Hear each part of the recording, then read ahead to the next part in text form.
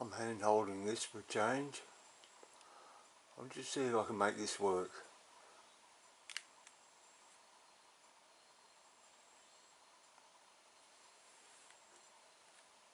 Hey, my name's Ron. I'm going to try and sing a song so that nothing will go wrong. I told Robin. Give my regards to I'll make a little tribute to Ron. Remember me to Errol Square. I hope that's not too loud. Tell all the gang at 42nd Street that I will. This is my studio in Maribor.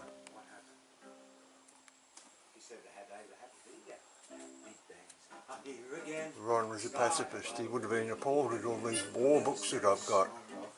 But there's an old saying that you hold your enemy close to your heart. You have to know your enemy. And I'm also a pacifist. Now this is a weird thing. I'm just going to pick up a torch.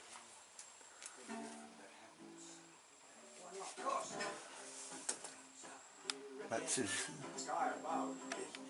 the first rule in art is that there are no rules. But the strange thing about that is, how can that be a rule if there are no rules in art? It's a paradox. And on the other side I put the list of instructions to put your art in an art competition, and there was a whole page full of stuff. When I took it to the gallery, the bloke thought this was pretty funny this side, but when I flicked it around and showed him all the rules that they impose on artists who put art in competitions, he wasn't impressed at all. But in this house there has to be rules. It's a bloody dangerous house. Danger. Don't stand on top step when opening door. When I first moved here, I stood on that step. There's 6 steps up. You go up 6 stairs to a landing, turn 180 degrees and go up another 6 steps. And I went up here, stood on the top step, I'd had a few beers, and I reached for the handle and overbalanced, and I was going to go backwards, and it would have cracked my skull on the ground behind me. So I put a sign up there. And Robin came to my birthday last year, and she'd had a few wines, and she wanted to sleep upstairs. I was going to sleep downstairs, and I said I'd go first and open the door, but she went up, and she stood on the top step, and she overbalanced backwards, and it's a good job I was there because I caught her in my arms as she was toppling backwards down the stairs. So that's a rule. You don't stand on that step if you go to open that door when it's closed. Now, this is probably the most important piece of work that I've ever done, and you wonder what it is. It's a bit of a tribute to my father when he died. So we're talking about death here. Ron died, Dad died, Mum died, my brother died, everybody's dying. But people think that that's a roulette wheel. But I say it's the whole of environmental science. Around the outside is the whole, and it's split into little bits, and you get specialists. So you have, like, number 1 might be an economist, number 2 might be a politician, number 3 might be a lawyer, number 4 might be a biologist, number 5 might be a zoologist, number 6 might be a botanist, and it goes on and on and on. You've got all these specialties. But an environmental scientist understands the whole, and he understands what the specialties mean. Just like a general practice doctor does. A general practice doctor, he studies a little bit of everything, but he's not an expert in any. And when you go to see him, you say, "Oh, I've got a bit of a problem, doc." He says, "Well, we'll send you up to the specialist." And the specialist, that's his job, to look at that. Well, I'm the same, except I'm a general practitioner of science, and the world is my patient. Not just humans. Anyway, that was the house where I recorded what's playing, and Ron wrote the list of songs, 70 songs on one CD, and he asked me how long the CD went for. I told him it went for 80 minutes. He did 4 tracks, which on a normal CD you might have 20 tracks, but he did 4 on an 80-minute disc. And when I was recording it, I thought he's going to bloody run out here, he's going to run over and I'll have to edit it out. And he stopped and he had 20 seconds left. And that's how good Ron Tulipan was at recording. It blew my mind. And that's what we're listening to at the moment. I just thought we'd play it in the background while I'm talking about him. So we've done that. My dad, when he paid the rates when we moved to Wynnum Manly, it was addressed, his name's Dennis Hamer, and it was addressed to Penis Hammer, P-E-N-I-S-H-A-M-M-E-R. And he went to the rates and me and my brother were there, and he said, you might think I'm a bit of a dickhead, but you don't have to put that on the letter when you send me the rates. Can you change me your name please? And my brother thought that was funny. Anyway, there's a bit of a resume of me. I won't read it out. This is about Ron, it's not about me. Now that's the cover of the CD I made. And he sat there with headphones on using a condenser mic that cost me $400. I've just recently bought one very similar specs for $30. It just shows that things change, doesn't it? Anyway, there's Ron with headphones on, and the trouble is he's forgotten he had headphones on and he kept jumping up and he nearly dragged the mixing desk off the table a few times. And then I've been doing this sort of art. That's a miniature. And the reason I got this was because he gave it to Trevor, and Trevor gave it to me because nobody else will give me my music back. I asked quite a few people could I have my music back after my house burnt down, and the only stuff I've got back is stuff that I either had with Dad or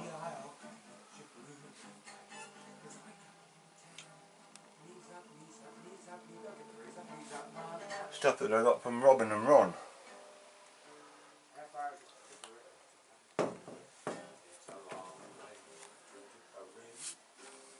Now that's what you need.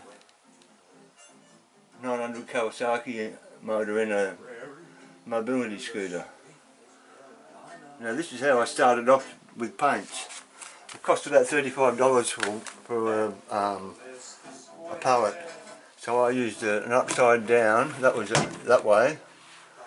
Used it upside down, put a piece of kitchen paper in there, you put your palette with in there, and you wet the kitchen paper, put a drop of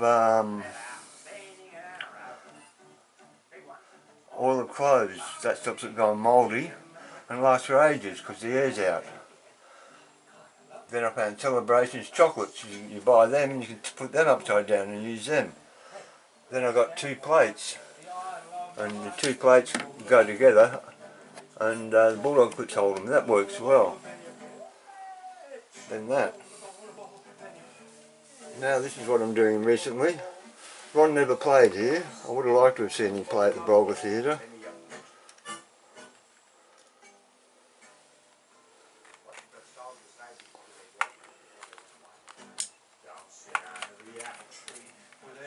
That's the Brolga Theatre in Maryborough, big tin shed. Now I was going to talk about hermetically sealed amphora. Me and Ron used to talk about religion and stuff like that all the time, and it was very interesting to talk to because he'd studied Buddhism quite a bit and I was interested in Buddhism as well.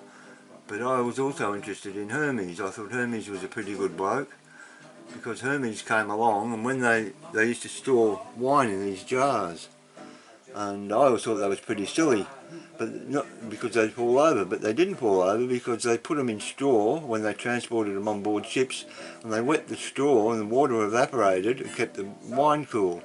And then when they got to the destination, they had big rooms, and they used to fill them up with sand and put water on the sand, and the water evaporating from the sand kept the wine cool again. So that's pretty sensible. And the reason they got a pointy bit down the bottom is because all the pips and seeds and stuff are concentrated in one spot and you get more wine out of the jar. So you think, well, these Greeks weren't such stupid people after all. But one thing they didn't figure out was that they put a wooden lid on to stop the the insects falling in and contaminating it. But after 6 months the wine used to go off, it used to go rotten and turn to vinegar. And Hermes came along about the same time as Buddha, he was 500 BC, and Hermes said, why don't we seal the wooden lid to the jar with beeswax? And that then became known as hermetically sealed. It means sealing so that the oxygen doesn't get to and spoil the food. So he's responsible for the agricultural revolution, but being able to store food for a long time like that was very important. It was so important that Napoleon used tins. I think that was the first time when he invaded Russia.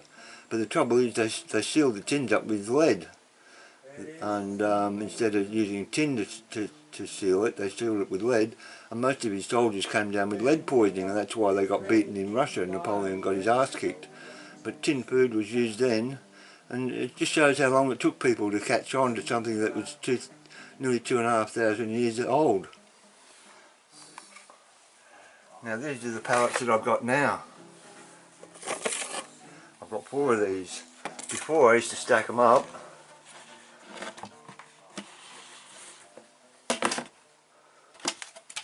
Like this.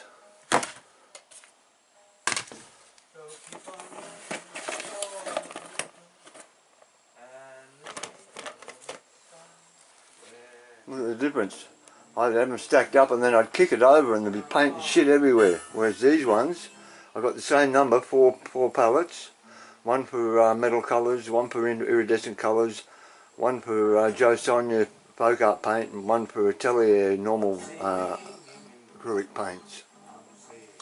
So it's a much smaller pile, but I've got these other pallets. If people want to come here and do some painting, I've got pallets for them to use. They can use one pallet, they don't need 4.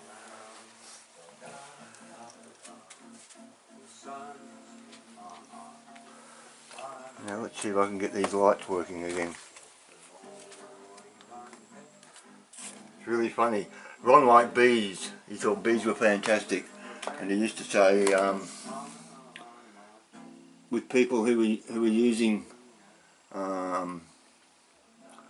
milk, he'd say, you're using stolen baby food. Anyway, one day I said, what do you think honey is, Ron?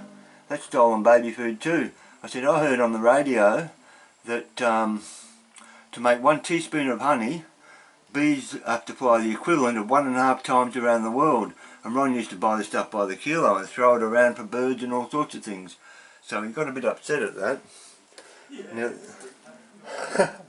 Because he was eating stolen baby food as well, but he never realised it until I told him.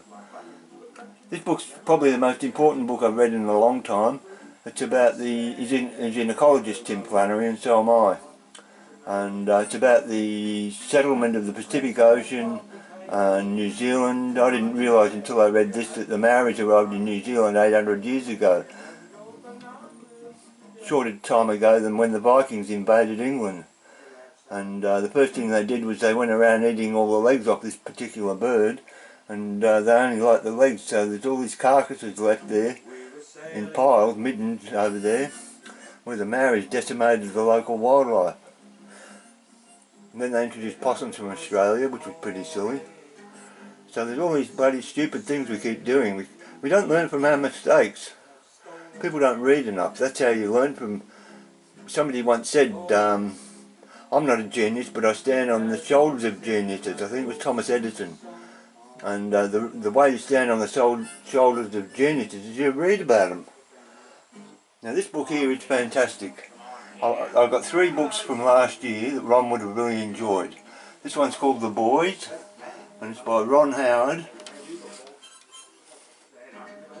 Ron Howard, remember Opie and Andy Griffith's show? He was on other shows, but he became a director, and he directed a movie that Robin came to see about the Beatles last time. That's when she nearly fell down the stairs. We'd been watching the Beatles, and Ron Howard put together a video of the Beatles, and we watched that together on my birthday last year. And I read this book. And there's a hell of a lot about storyboarding and about making movies and everything like that. So if you're interested in making movies, I thoroughly recommend that book. Now, that's an autobiography, and it's written by both brothers, Ron Howard and Clint Howard, his brother. His brother was also an actor, but he wasn't as famous as Ron.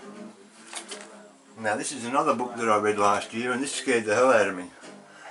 It's all about genetic engineering, but it's written in such a way that normal people can read it. And when they invented penicillin, one bloke had the big idea that if you fed chickens a little bit of penicillin, they put on 4 times their body weight, so they started to produce these massive amounts of chicken. But they only gave them a little bit of penicillin, and it wasn't enough to kill the resistant bugs. It only killed the susceptible ones. So the resistance built up in the chickens, and then when we eat the chickens, we got the resistant bugs as well in us. And they did the same with meat as well, and they keep on inventing new versions of penicillin,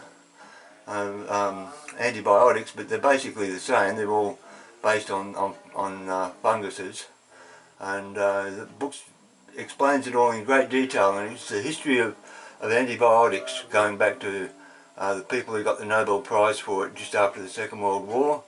And that's why now we're a bit worried, because a lot of the drugs that they're inventing to kill bacteria aren't working, because there's a resistance building up in the population. Now this is an artwork I did. It's pretty wild. You can see all sorts of things happening in this. Ron liked me doing this sort of work. He used to sit there for hours looking at all the pictures, seeing how many faces he could get. See, Ron was a clown when he was out in public, but like all clowns, he had his serious side. When you got him alone by himself, he was a beautiful man.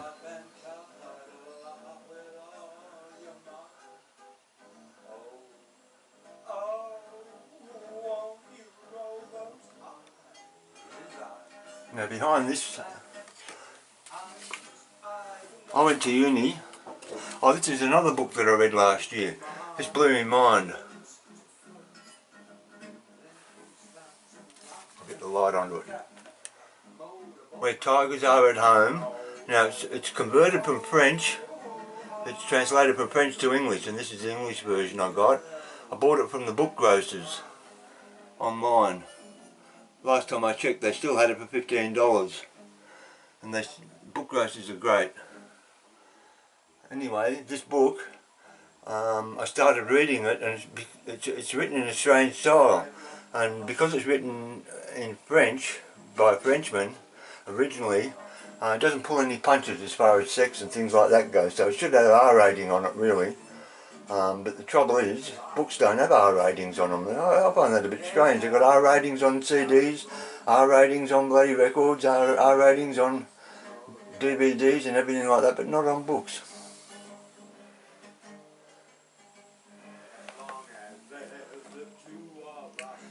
This is, where am I? You are here.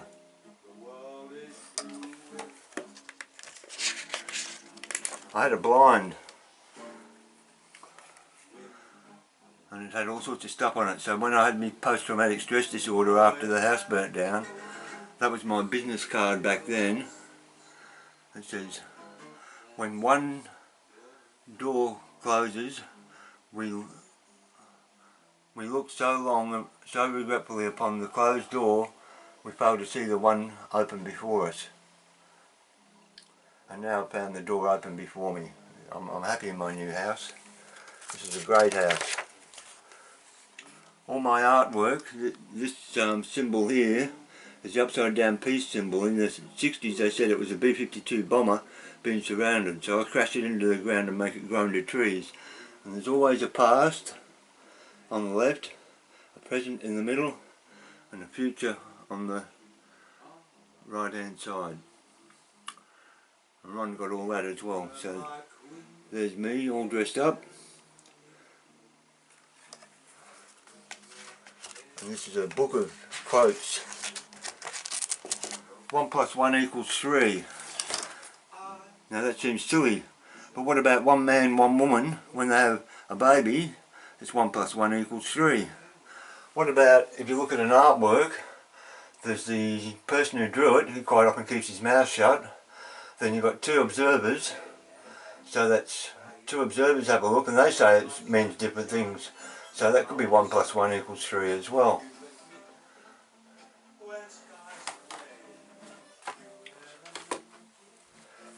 Now we come down to the really difficult part, is these.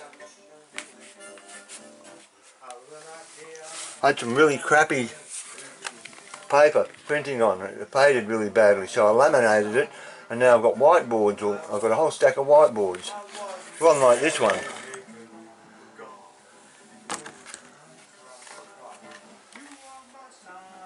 I know I think. Then you turn it round, and it says, I think I know. Now it depends which one you start with, how you interpret it. I think I know I think. I think I know I think. Or you can say, I know I think I know. I know I think I know. So me and Ron would do things like that and we'd have a good laugh, hey? I did this on Mardi Gras Day. I thought of Ron while I was doing it. There are 8 billion people on this planet. 8 billion? There are 8 billion people. That's 8 with 9 zeros. So that's 8 by 10 to the 9th. That's what that 10 to the 9th means in logarithms. It means how many zeros are after the first integer. So there are 8 billion people on this planet. Planet with an asterisk, that means the end of the line. Many have a closed mind. Many have closed minds. I can't even read it myself. Some are negative Nancy boys. This is while the Mardi Gras was on, right? Some are positive Percy girls. Some are pedantic pricks. Some are posing pansies. They don't have to move their arm around and say, oh dearie, I love you, oh you're lucky. That's a pose. Some are dogmatic dickheads. Dogmatic means you stick to the past no matter what, no matter how reasonable somebody is. Say, no, we've always done it this way. So it's dogmatic dickhead as far as I'm concerned, because they're not willing to learn. Some are droopy dopes. That means they're on drugs or something and they're just sitting there all doped out. Some even have an open mind. And then you turn it over and you say, which ones are you? And there we go again, we've got the upside down peace symbol. When you cut through the bullshit artists feel cut. So in the past you cut through the bullshit, in the future the bullshit artists feel cut. Now this was a good quote. People who don't listen to reason are unreasonable. Now this was Frank Zappa, I like this. A mind is like a parachute. It doesn't work if it's not open. Frank Zappa.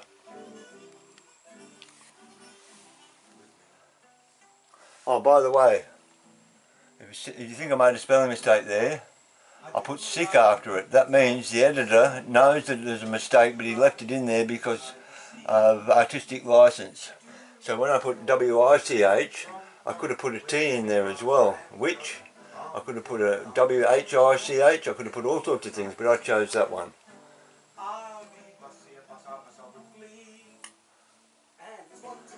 So this has been out of service for a few days because I've had all this stacked up ready to video, and I was waiting for the birds to, because I get the dawn chorus. It's now 5:10 in the morning.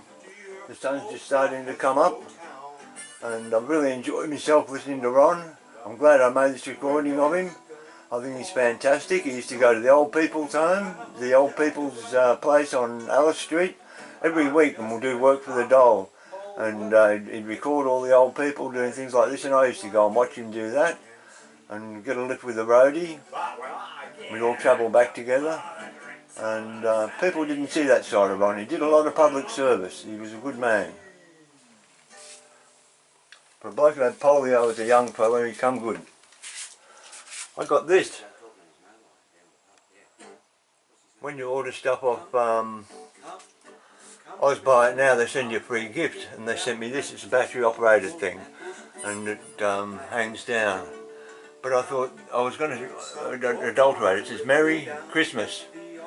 Now Christ wouldn't have been merry at Easter if it wasn't for Hermes, because Easter is in the spring in Europe, and the wine would have been off and he would have had vinegar to drink, but because of Hermes 500 years before, Christ had nice fresh wine to drink, because it was hermetically sealed. So we're right back to Hermes again. See, things go around in circles, and that's what that is over there, where we started from. Whoops, wrong way.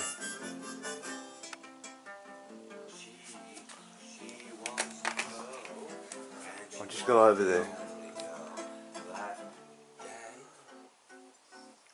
Thoth was first, then Hermes, then Mercury. They called him Hermes the thrice great. Old-fashioned girl with heart so true, one who loves nobody else but you. And that was the 3D print that went wrong. Poor Nefertiti, she got an head. Like the girl that man. And then she keeps falling off the bloody speaker that vibrates off, it falls down, she breaks her neck. She's broken her neck twice now.